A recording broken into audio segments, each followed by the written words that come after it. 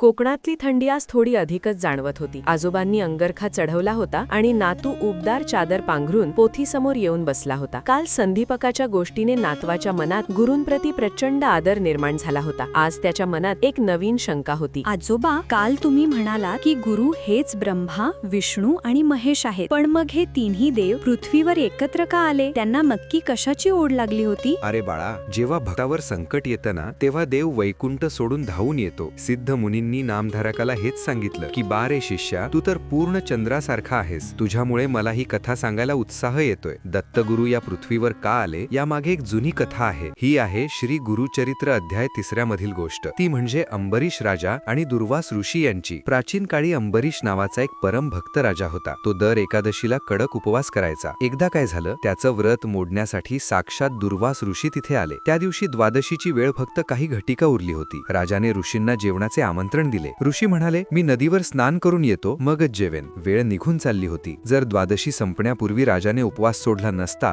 तर व्रत मोडलं असतं. म्हणून राजाने ऋषींची वाट पाहून शेवटी फक्त तुळशीचं तीर्थ घेऊन उपवास सोडला. स्नान करून परतलेल्या दुर्वास ऋषींना हे कळलं आणि ते प्रचंड रागावले. माझ्या आधी तू भोजन केलंस असं म्हणत त्यांनी राजाला शाप द्यायला सुरुवात केली. अंबरीश राजा भगवान विष्णू यांचे परम भक्त होते. भक्तावर संकट आलेलं पाहून साक्षात भगवान विष्णू वैकुंठ सोडून तिथे धावून आले. जशी गाय आपल्या वासरासाठी धावते तसे विष्णू तिथे उभे राहिले. विष्णू म्हणाले, ऋषीराज, अंबरीश माझा दास आहे. त्याने जे काही केलं ते धर्मासाठी केलं. तुम्ही त्याला जो शाप दिलाय तो मी माझ्यावर घेतो. दुर्वास ऋषी तर ज्ञानी होते. त्यांना माहिती होतं की पृथ्वीचा भार कमी करण्यासाठी विष्णूंना अवतार घ्यावाच लागणार आहे. त्यांनी विष्णूंना 10 वेळा पृथ्वीवर जन्म घेण्याचा शाप दिला, जो खरं तर एक आशीर्वादच होता. विष्णूंनी तो आनंदाने स्वीकारला आणि पुढे जन्म झाला दशावताराचा. बघितलंच नातवा, विष्णू भगवंतांनी भक्तासाठी स्वतःवर शाप घेतला. पण यातूनच पुढे दत्तगुरूंच्या अवताराची पायवाट तयार झाली. जसा पाऊस सगळीकडे पडतो, पण जिथे जमीन खोल असते तिथेच पाणी साचतं, तसंच ज्याची भक्ती खोल असते तिथेच देवाचा आशीर्वाद टिकतो. अरे वा,